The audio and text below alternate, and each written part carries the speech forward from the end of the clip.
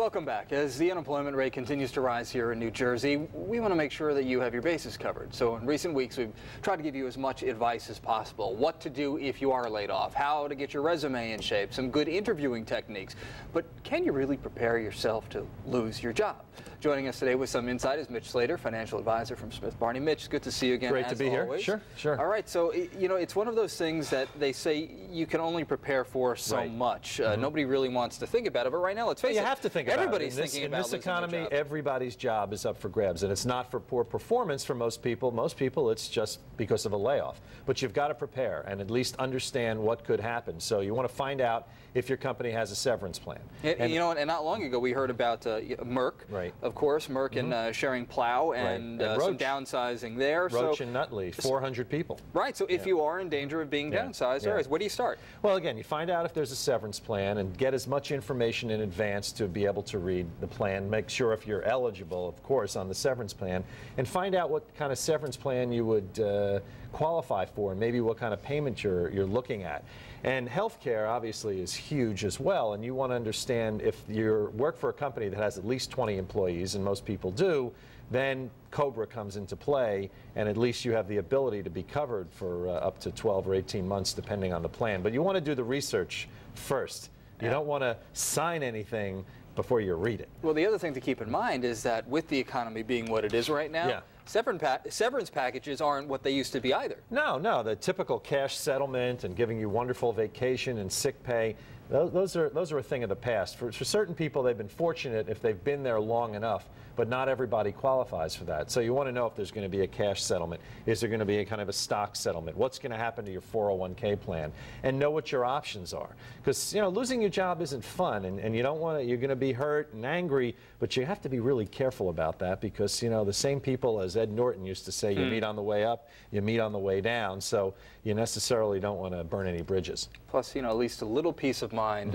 If you think you're going to be losing your job, or if you do lose your job, can really go a long way. Now, I'm just curious, is there any kind of average that you know of right now in terms of, you know, how much time people would actually still get paid after if they do take a severance package? Is there an average? I don't know if there's an average. I mean, we're typically hearing somewhere in the 3-month period. You know, that's what I've heard from most of my clients. Some that have worked for 20 or 25 years, they've gotten a year, up to maybe even a year and a half, but 3 months tends to be more of an average.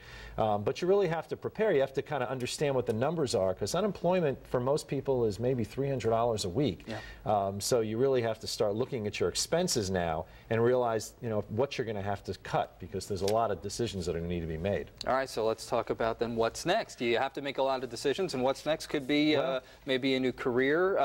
Possibly a new career, some kind of a transition. Maybe you're going to go back to school. You know, getting a teaching certificate seems to be very popular. I've talked to a lot of people that are actually, that's the direction they're thinking of going into, and what does that mean? If you have a BA already, then maybe it's just the certification. But if your grade point average was below a 2.5 in college, you know, it might have been 25, 30 years ago, you haven't really thought about it, that's more classes you're going to need to take.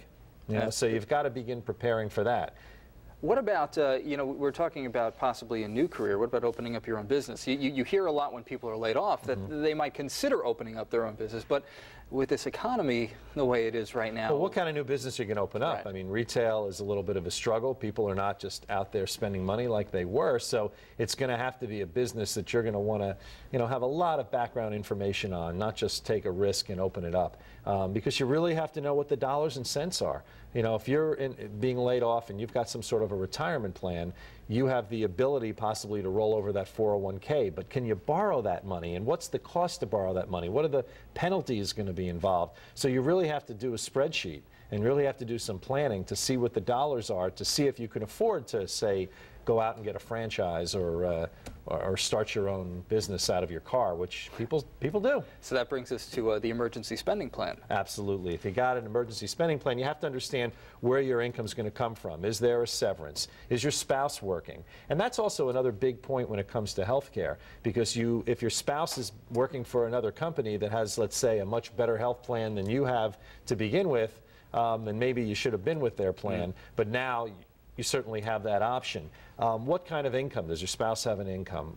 Do you have an emergency account? In other words, most people should have at least 3 to 6 months of cash put aside to live on. However, everything that's been going on, I think, has had a lot of people re-examining how much money they do have, how much money they will have socked away in the future in that rainy day fund. And I think everything that's been going on right now has made a lot of people think, you know what, 3 to 6 months just is nowhere near enough. Exactly. Well, it depends on what your spending pattern is. Maybe 3 to 6 months on what you used to spend isn't enough, but if you're going to have to cut back the not the cable bill, obviously. I mean, you know, maybe no gas in the car before cable, obviously.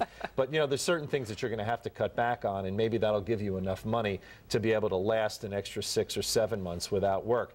As I said, Social Security, unemployment, Social Security if you're over the age, but unemployment isn't necessarily going to cut it. So you're going to have to really possibly cut some of your losses and put some money in cash. All right, Mitch, we're going to have to leave it there. It's always fun to have you on the show. And actually, Citi has some great stuff on their website. We're going to put a link to it on our website. It's called How You Can Survive a Layoff, a little bit of a briefing there to get you started. Again, Mitch Slater, thank you so much for joining us from Smith Barney. If you have any comments about today's interview, send them to me at itsyourmoney@news12.com. We'll be right back right after this.